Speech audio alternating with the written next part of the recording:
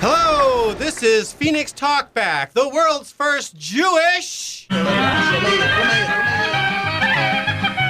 Chicano radio show! Hi, I'm Lou. I'm the Jewish guy. And sitting here with me in the studio is my co-host, Victor Hoelscher. Hello, Victor! Hello, how are you? So, Victor, are you Chicano? Yes, I am. My mother was full-blooded Mexican. She was a Mexican national. I grew up in a Chicano household, and I strongly relate to my Chicano heritage. Very good. And I strongly relate to my Jewish heritage, but it's sort of open-ended because that's the way Jews are. And Jews are adaptable all throughout history and places. Also, sitting here with me, coming up a little bit later on, will be Mike Stauffer. He is the former independent candidate for the race for sheriff in Maricopa County. Hello, Mr. Stauffer. Good morning, Lou. All right.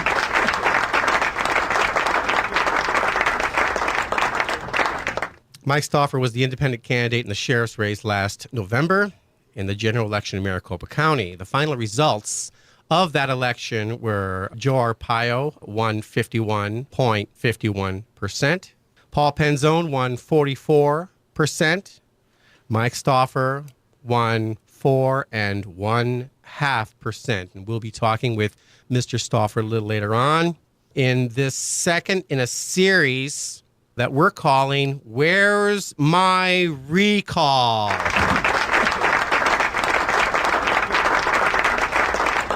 Now, there's some things that have happened in the news this last week. Most notably, I noticed that in California, in Hollywood, there was a protest by the Dreamers in a very affluent section of Hollywood as President Obama was set to arrive for a fundraiser.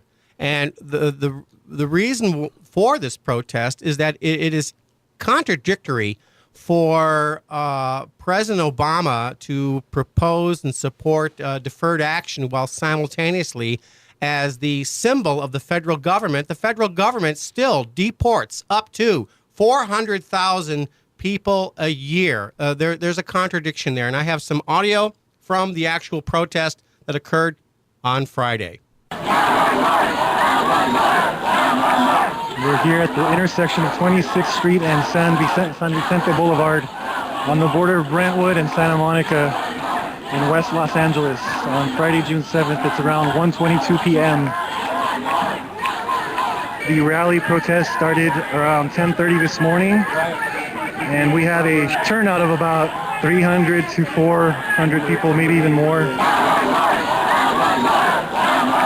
Barack Obama, despite what people may think about his support for immigration reform, has gone down in history for deporting more people during his administration than any other president before him. He's deported over 1.7 million people. That's around 400,000 people per year. That's not acceptable. That he can't be deporting the same people that might be eligible to become citizens under the immigration reform laws. So we're telling the president, not one more deportation, stop secure communities, stop 287G. We're human beings, we're not criminals. We're not quotas. He could, with the stroke of a pen, issue an executive order stopping deportations. So that's one thing that caught the eye of Phoenix Talkback this past week. And the other thing that caught our eye is the amendment Stave King proposed in the House of Representatives to defund the deferred action. I'm sure many of you did hear about that. It sort of puts the kibosh on this immigration reform bill that's making its way to the Senate, which I am to understand in the Senate they finally found the 60th senator to make it filibuster-proof. But this is disappointing, and a number of people are now trying to distance themselves from the House version.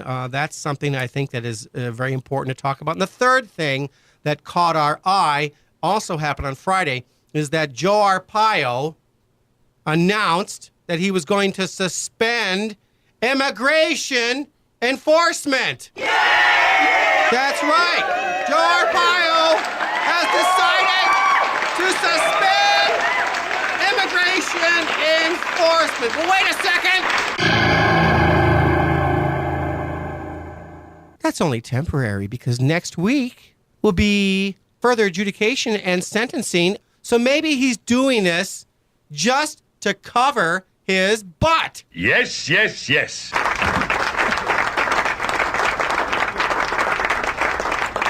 Well, Victor, what do you think of these three stories? The Dreamers in Hollywood and the Stave King amendment and Joe Arpaio trying to save his butt. Well, beginning with the Dreamers in Hollywood, I talked to somebody actually that was there in person for the whole thing, and I was happy to see that actually the Asian community is coming out behind us for a change. It wasn't all Latinos down there. It wasn't all Latino students. It was the Asian community. You know, this immigration reform, it affects everybody. It affects immigrants of all nationalities. And when people think of immigration reform, they right away think of Latinos and Hispanic people. And that's just not the case. It's affecting a lot of races. But, you know, the Latinos is the ones that you see out there on the forefront most of the time. So that's where the attention is getting directed to. When people think of immigration reform, they think of Latinos. But there's other nationalities affected, and I'm glad to see them coming out and supporting us. I really am. I am too. Yeah. Here's an addendum to that, is that this seems to be something that can benefit all people, not just Arizonans. This is something that is a commonality, and it is on the federal level. So I cannot stress more so the importance of getting comprehensive immigration reform passed, because it'll take care of idiots like Joe Arpaio from racial profiling. Even though he's going to suspend enforcement, I happen to believe that he's probably going to figure out another way. MCSO will probably figure out another way to do what they've been doing sort of covertly. Arpaio is kind of sneaky, and this is a red state, and so there's still a contingent of people that, despite the law, they want to continue doing what they're doing. What do you think of Joe Arpaio suspending immigration enforcement? Ho, ho, ho, Victor. Well, I think Joe Arpaio suspended immigration enforcement because he didn't have a choice. None of that come out of the goodness of his heart. He done that to keep his hind end out of the fire. I think we all know that. And I agree with you. He's not going to do 100% turnaround overnight. He's got something up his sleeve. And keep in mind, he's appealing this ruling, too, okay? And I also discovered that the Board of Supervisors do have a fiduciary responsibility to, on the purse strings, to fund an appeal or not. And as you know, a number of people from CBA are now going down to the Board of Supervisors to send that message. And, I think something like that is probably more effective than trying to enact a recall, because I still want to know, where's my recall? Yeah. Yeah. That's right. Where is our recall? Where is these guests? Absolutely. Where is the recall? I don't know. I haven't got it on me. It might be in my other pants. I really don't know. We'll be coming back after this break, and we'll hear from Mike Stauffer, candidate in the last Maricopa County general election for sheriff. Stay tuned on Phoenix Talkback for more.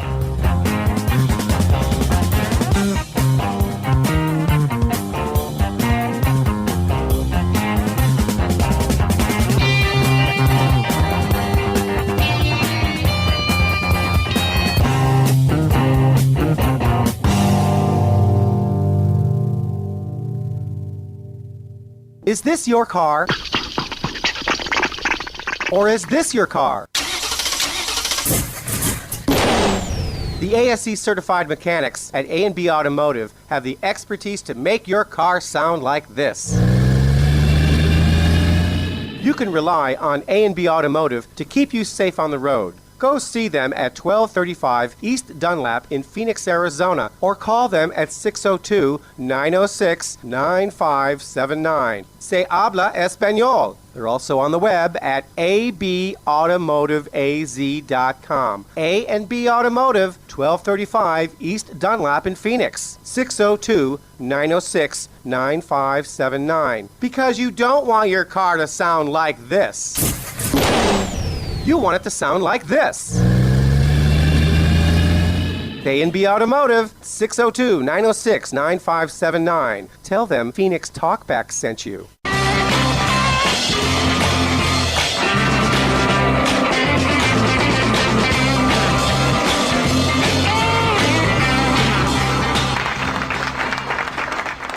Welcome back to Phoenix Talkback. I'm here with my co-host, Victor Hoelscher. Yay! And I have here Mike Stauffer in the studio with us. He ran for sheriff as an independent candidate, rejecting the Republican Party in the process because he didn't want the party to tell him what to do or how to run his campaign. After collecting enough petitions to run in the party, he then had to start all over and collect twice as many petitions to run as an independent. Mike retired from the Scottsdale Police Department at the level of lieutenant. Before Paul Penzone entered the race, Mike Stauffer was highly lauded. Then that support disappeared in favor of some for Penzone.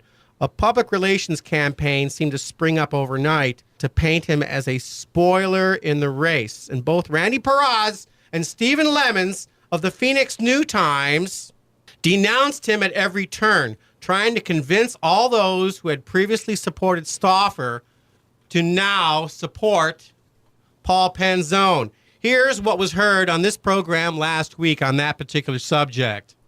I bought into CBA the day it rolled out, the day Randy stood at the Capitol with the press conference and outlined how we were just outraged at Russell Pierce and the legislation he was trying to pass.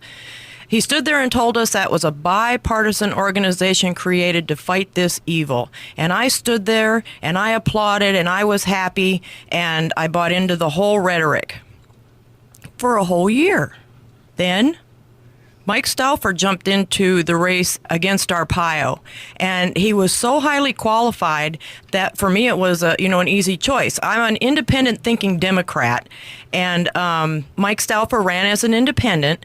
He was so highly qualified. I jumped on that bandwagon, and so did the members of CBA. Mm-hmm. They touted his talent from the beginning until 1 year later, the end of January, when Paul Penzone announced his run for sheriff.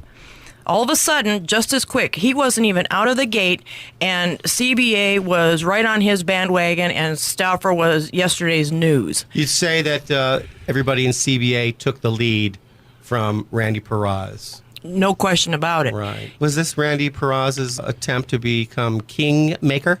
No doubt about it. Right. I didn't know it at the time, and I didn't know it was going to morph into the, supporting a candidate for sheriff. I didn't know it was going to be more than recall Pierce, but once he was done recalling Pierce, then he had another effort underway. Oh, Mike, isn't that about right? That you were once the darling of the community until Paul Penzone was chosen to run by the Maricopa County Democratic Party, and then you were suddenly rejected. I mean, what did Paul Penzone have that you didn't have in terms of qualifications for the job? Well, Paul did not have any qualifications that I did not have. In fact, I had more qualifications than he did. I was a lieutenant. I had been a leader in the field for many, many years. I had 30 years of experience. Paul was basically a desk jockey and a party planner for the Phoenix, the Phoenix Police Department. I believe that the Democratic Party believed, at the time, Ann Wallach believed that they had a minor celebrity because he had been on Fox 10 News a couple of times and he had hosted a few parties, and that's what they hung their hat on. The problem was they didn't like me because I didn't bow and scrape to the party leadership, and I was not willing to compromise my values and my principles to espouse their talking points. Yeah, it seems to me that we're falling prey to the politics of personality as opposed to the politics of merit. Do you agree that at that time and even now, Randy Parraz has been trying to be Kingmaker?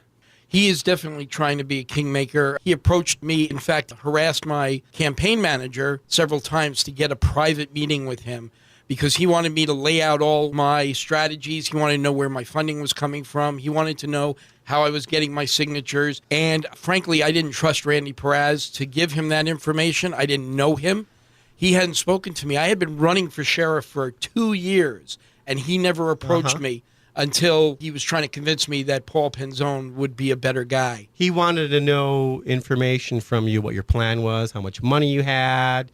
That's kind of odd. That's kind of ironic that now that the recall is over, the failed recall, because the recall failed and it's over. I want to know. I want to know how much money has been donated and sent in for the. I want to know I want to know how many signatures they collected. I want to know that. I want to know if they scanned all of the petitions before they destroyed them, if they really did destroy them. But, on the idea of him being Kingmaker, I'd like everyone to hear this. This is dedicated to Randy Parraz, Kingmaker.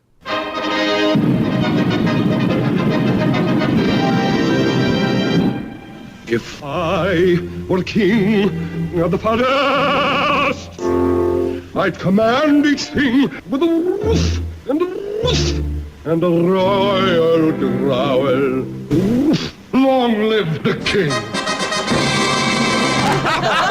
Well, as you know, here on Phoenix Talkback, we have a sense of humor, but really, being a kingmaker in this political climate, when we should be spending our time and effort towards comprehensive immigration reform, being a kingmaker in this political climate is really not funny. He tried to be kingmaker and influence your campaign, did he not, Mike? He did. Randy Parraz really has no interest in getting rid of Joe Arpaio. That's not his thing. He's interested in power and money. That's what he's interested in. If he was interested in getting rid of Joe Arpaio, he would have concentrated on getting the best qualified person for the job that was willing to step up and take on Joe Arpaio. He did not do that. He was more interested in gathering money, and that's how he does it. He's got Joe Arpaio to rail against, and that's how he gets his money. He tells everybody how much of a devil Joe is, but he that's what he's looking for, his money. That's what he am I the only person that thinks he reminds me of one of these old television evangelists, these pastors? Praise the Lord and send me money. I mean, that's how I see Randy Parraz. That's exactly what was happening in the sheriff's campaign. And it's still happening. It's still happening today as we speak. It became less about all the issues that were involved. It's not just comprehensive immigration reform that has to do with the sheriff's office. It's actually the corruption that's going on in there. Even before 2005, when Andy Thomas introduced this insanity into the field, Joe Arpaio was conducting he had a lot of problems going on. And again, the Democratic Party had their chance to get Joe Arpaio in 1997 with Janet Napolitano as the U.S. attorney. She decided to drop that case in favor of Joe Arpaio's support in her run for attorney general and then for her run in the governor's office. So Joe Arpaio and the Democratic Party need each other. They need each other, and that's why they are putting up people as a smokescreen, but they don't even expect to win. And about the recall, Parraz used the same petition company that I did for my paid circulators, and I can assure you that they knew exactly how many signatures they had on a weekly basis, because the people who operate that, sign here petitions, know their business and they get the job done.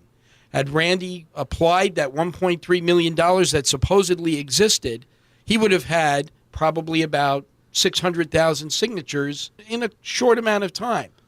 Well, the recall cannot distance themselves entirely from this $1.3 million pledge or not, real or not, because if they didn't get the money, then they at least used the rumor to legitimize their efforts.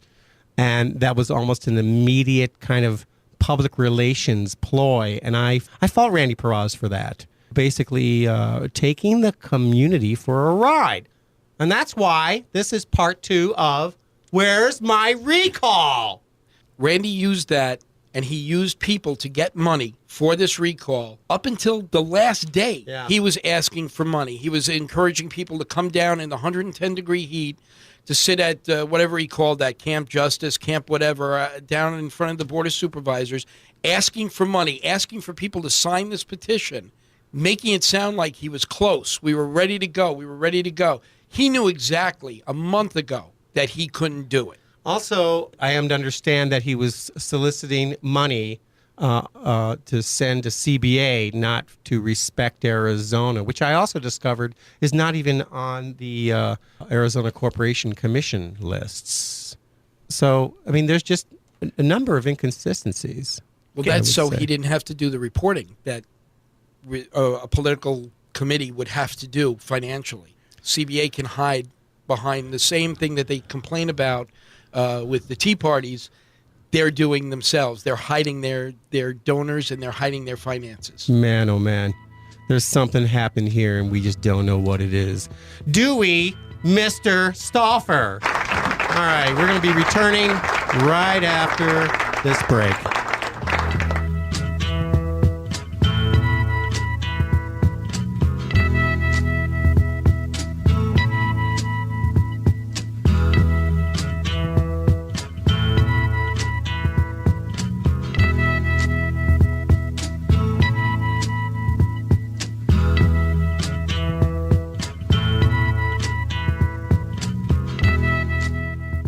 Is this your car?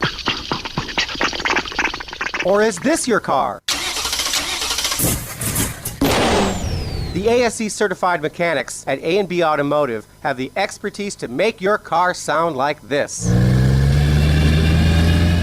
You can rely on A&B Automotive to keep you safe on the road. Go see them at 1235 East Dunlap in Phoenix, Arizona, or call them at 602-906-9579. Se habla español. They're also on the web at abautomotiveaz.com. A&B Automotive, 1235 East Dunlap in Phoenix, 602-906-9579. Because you don't want your car to sound like this. You want it to sound like this. A&B Automotive, 602-906-9579. Tell them Phoenix Talkback sent you. Do you have a business or a message you would like to promote? Phoenix Talkback would like to help you. Phoenix Talkback is now available to you to help you tell the world whatever they need to know. When you advertise on Phoenix Talkback, not only will your message be heard on the radio, it will also be heard on the internet for as long as there is an internet, and we think that will be for a very long time. Our creative sound engineers will craft a custom-made, memorable image people will hear about your product or your message. Try us! Try Phoenix Talkback for your advertising needs. Right now, we're new and we're pretty inexpensive. So this is a golden opportunity for you to reach out to the growing number of listeners who are tuning into Phoenix Talkback. Call us at 602-910-4568. That's 602-910-4568 to get with our program and reach all the listeners. They're waiting for you.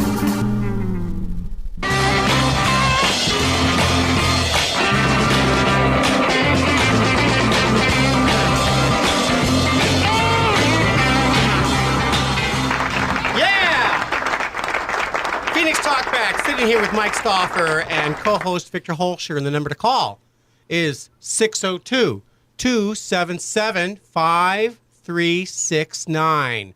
602-277-5369. If you're outside the 602 area code, call 1-866-536-1100. Okay, very good. All right. Okay, I have something I want to cover here. It's been going through my mind. Mike, you said that Randy is using the same petition service that you used when you ran your campaign. Is that correct? Yes, that's correct. Do we have any proof other than somebody's word that he even ever used a petition service? No, just what they announced, that Sign Here Petitions was their company, and that's all we know. Basically, at this point, it's hearsay. We don't know if a dollar was ever spent on a petition company. Am I right? You're right. You're right. If they had that money and they had devoted it to the petition, the paid circulators, they would have gotten past the limit that you're saying that 1.3 million was enough to secure at least 600,000 signatures. Absolutely. Is that what you're saying? Absolutely, it was. If they now, I'm not sure how much of that if that money ever existed. I'm not sure how much that money went to Randy Parraz as a political consultant, as an advisor, whatever. I'm sure he's taking, I know he took 30% in the last couple of races that he was involved in. He took it as a political consultant. So he took 30% off of the top for a political consultant, and that doesn't include his personal expense account. And you know how money gets buried in campaigns. I see we had a large percentage of the money during the Pierce recall that went out for what was it? Some kind of survey they was doing. A grassroots organization spending that kind of money on surveys? On a survey surveys? to see who people would vote for. Come on, what kind of survey did they do? And then we got expense accounts here for travel money to Washington. D.C., why do you have to go to D.C. to recall Russell Pierce? And there's payments back of loans to cronies here and partners. The whole thing just stinks to high heaven. I'm not accusing something, but I'm the kind of guy, once I find out once I smell Limburger cheese and I don't trust you, I don't trust another thing you say until you prove to me, okay? And at this particular point, I don't have any proof in front of me that there was ever a petition service used. I don't have any proof in front of me that there was ever a legitimate recall effort put on here by anybody other than a bunch of hard-working, well-intentioned volunteers that, in my opinion, was exploited, and I'm angry as heck about it. You want to know where's our recall? I want to know where is the recall, because I don't even I don't even legitimize it by calling it a recall. I call it a so-called recall, because at that point that's all it is. A so-called recall. So-called recall. Somebody prove me wrong with facts, please. A so-called recall. So-called recall. Well, if the truth of the matter is, if Randy Parraz and his organization that he runs had any interest in promoting the issue of comprehensive immigration reform, if they wanted to do that, they would go after that particular issue. They wouldn't be spending their money on a ill-advised recall 2-3 months after an election. That only solidified Joe Arpaio's position. Joe Arpaio was able now to use that $1.3 million pledge to say, look at these radicals, these anarchists are coming after me. They're coming after the only guy who wants to protect you. Please send me money to help me out so I can protect myself. I'm sure Randy Parraz helped Joe Arpaio's fundraising efforts. Sure, absolutely. His coffers is full, yeah. And anybody who had any doubts about Joe Arpaio now solidifies behind him, because they look at it as, well, look, this guy, Randy Parraz, is trying to overturn the will of the voters. He awakened a sleeping tiger, because Joe Arpaio's lethargic voter base, that pretty well, they wasn't worried about Arpaio ever being defeated. He's a dynasty around here. Now they got the scare. Hey, wait a minute. Maybe, we're not so secure. Maybe Arpaio can go down. My God, let's send him some more money, Martha. Let's get out here and get some more people to the polls. It was just stupidity. It was an effective fear campaign to raise more money. And I predicted, not to beat my own drum, I predicted back in the last part of November, first part of December, that watch us come and do a recall now that Penzone lost the election. And as soon as it was announced, I called it out as an idiotic thing all over Facebook. I posted it was doomed to fail, and I called it out as a commercial recall operation. There's nothing about this recall that doesn't have to do with money. I'm sorry. So-called recall. A so-called recall. So-called recall. Oh, absolutely. It's not just the recall. It was the election last year. If Randy Parraz was interested in getting rid of Joe Arpaio, he would have gone after Joe Arpaio, and he would have gone after the issues, and that's where he would have led. He would have stayed out of endorsing candidates and putting people up for election and muddying the waters. I had the qualifications, again, not to beat my own drum, I had the qualifications to do this, and I had people solidifying behind me, telling me that this was a great idea, that I worked as an independent, so that I didn't have the baggage of the Republican Party and the Tea Party. I didn't have that baggage, and people would be willing to vote for me. I still believe, and I told Randy Parraz this last March of 2012, I told him to his face to stay out of endorsing people.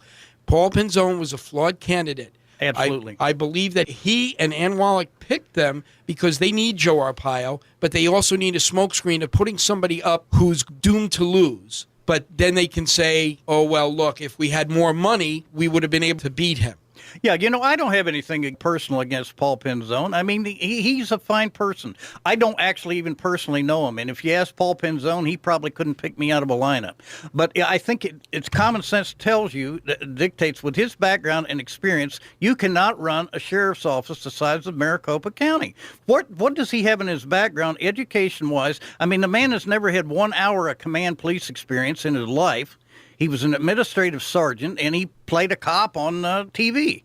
I mean, after that. Soon after Penzone declared, immediately he was given support by Dennis DeConcini, I think, donated some money. And then the ball got rolling, and right on there in the forefront, as I remember reading, was Randy Parraz's support for Paul Penzone, also Lydia Guzman. All these people started talking about Paul Penzone, when we'd never really even heard of him up until that time. So it was a very coordinated, fabricated effort to introduce him to the community. I would like to point out that, again, not beating my own drum, I was the one that was able to break the story of what happened in the jail right before Christmas with Marty Atencio. Mm-hmm. I broke that story on my Facebook page because people in the sheriff's office trusted me enough to send me the message. They knew that if given the chance, Joe Arpaio could bury the story. We would have heard about it 3 weeks later. Right around that time, I guess, Paul was in conference with Ann Wallach. He was nowhere near that story. He had no idea. He never came out about it. He never said word one about it. Not his outrage, nothing. Paul Penzone never spoke a word against Joe Arpaio. I cannot find anywhere on the internet. You was out there for a long time. What, 2 years? Yes. And I hear this excuse, well, he was in a law enforcement capacity. He didn't want to make any wave. That's malarkey. You was very vocal against Joe Arpaio. I was. And I was working with the politically charged department of Scottsdale. Yes, I was a full-time lieutenant. Yeah, and they could have come back to bite you, but you went out there and spoke your mind. I have not seen one derogatory word spoken against Joe Arpaio by Paul Penzone. So, in my opinion, I don't have anything. Again, I go with proof. I don't have anything to prove to me that Paul Penzone wouldn't have been just as bad as Joe Arpaio.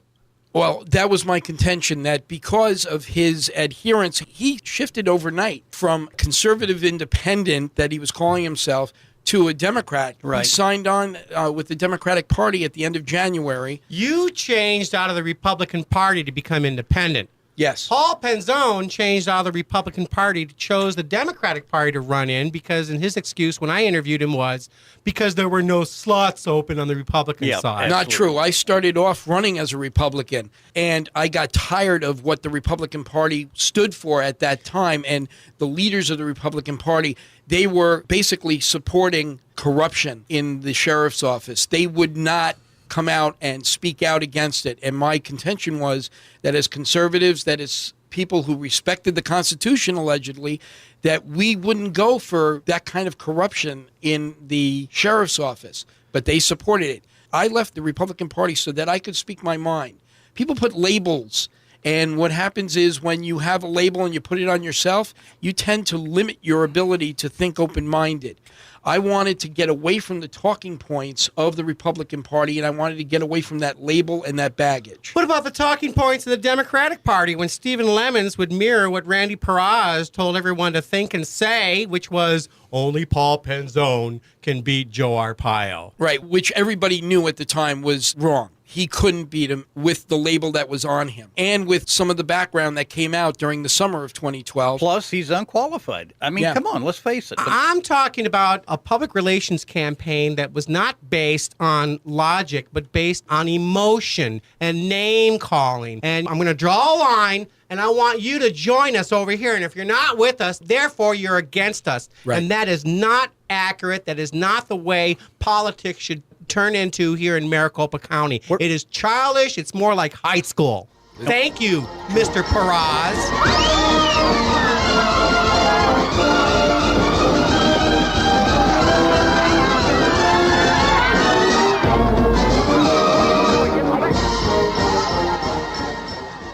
And where did we first hear that from? The axis of evil. Either you're with us or you're with them. Okay, did you remember that? Anybody? Oh, yes. Yeah. Every nation now has a decision to make. Either you are with us or you are with the terrorists. Okay, did you remember that? Anybody? Oh, yes. Yeah. That's right. That's where we heard that. And he played the same ploy in this election. Same Republican talking point. Same, absolutely. Mm-hmm. And all I heard was Mike being attacked.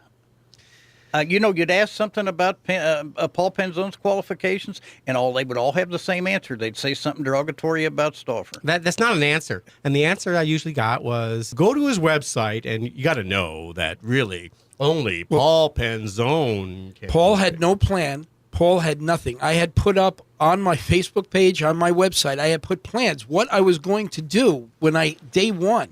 Paul's answer was, well, I'll have to learn the job, and 3 months down the line, maybe we'll start doing stuff. No, they turned this into just a personality. It's exactly that's what all happened. it was, and it was not based on issues. Just like what you said earlier when you told him. And didn't he come to you to personally plead for you to get out of the race? And didn't also Jerry Lewis come to you to personally plead for you to get out of the race? Yes, they did, and it wasn't a plea; it was a demand. Mike Manning did the same thing. Because they want to appear that way, that they're trying to do something about Joe Arpaio. Mike Manning made all his career money off of just suing Joe Arpaio. Mm-hmm. If he loses Joe Arpaio and he gets somebody like myself who's going to be responsible and lead a responsible, just organization, he's got nobody to sue and the money dries up. All you've got to do is follow the money.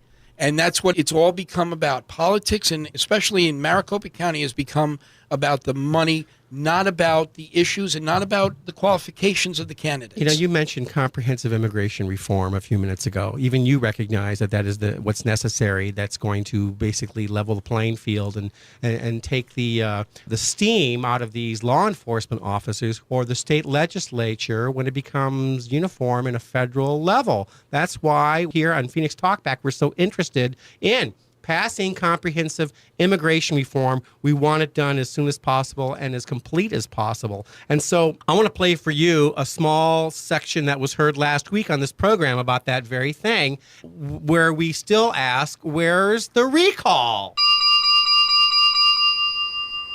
I heard something about Team Awesome, and I think this has a direct effect on the DREAM Act. I hope that Team Awesome and Adios Arpaio and all the other kids out there learn that they don't need Randy Parraz to lead them. They have that power within themselves, and they are now prepared to go and do it.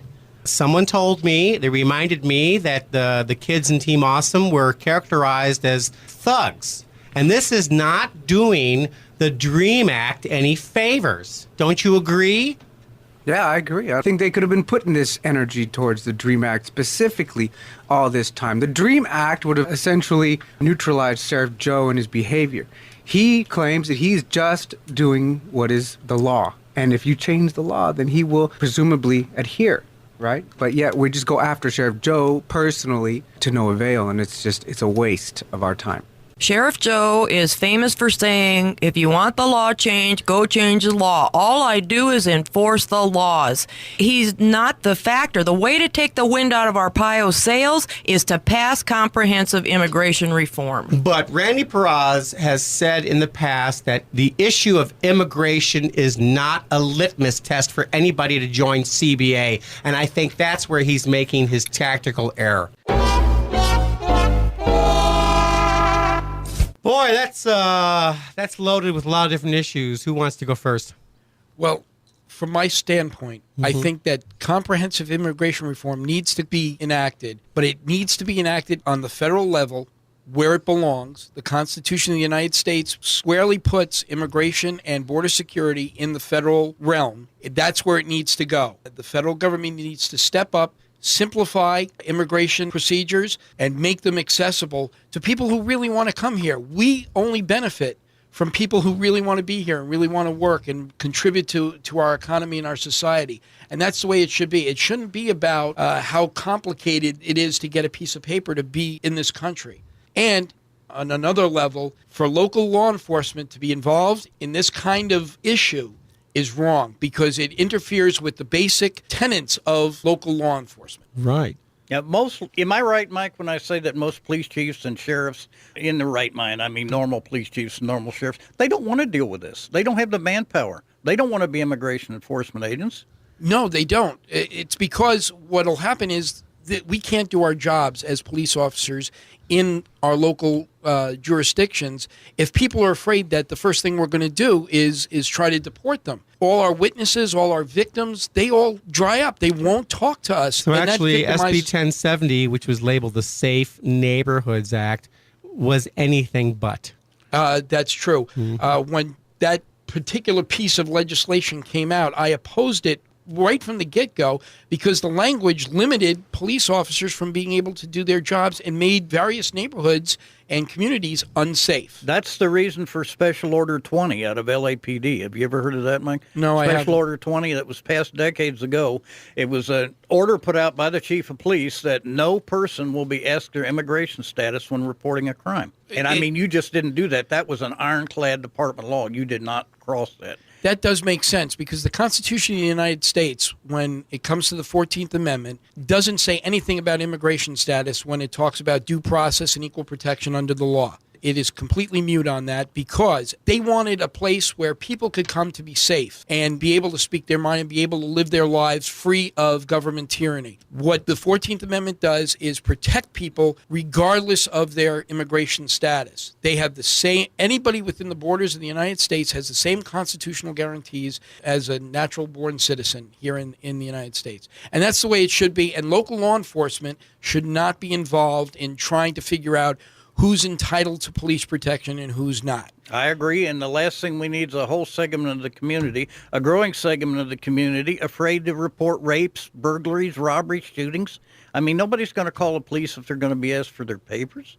Right, that's very true. It's wrong of us. It's wrong, and most police officers, I can tell you, do not want to be burdened with that extra concern. Absolutely. You don't want a police officer worried about, am I going to get sued? Am I going to be sitting, in having to answer to some board somewhere for violating 1070?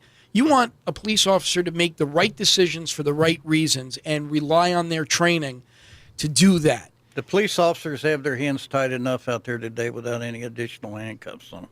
Well, and that's all that does is handcuff. We spent a lot of time when 1070 was coming onto the books as an organization training how to obey this particular segment of the law. And what it did was, before, this had never been really done before, it prioritized a federal issue, first of all, but it prioritized a certain, and I'm using air quotes here, criminal activity over all others.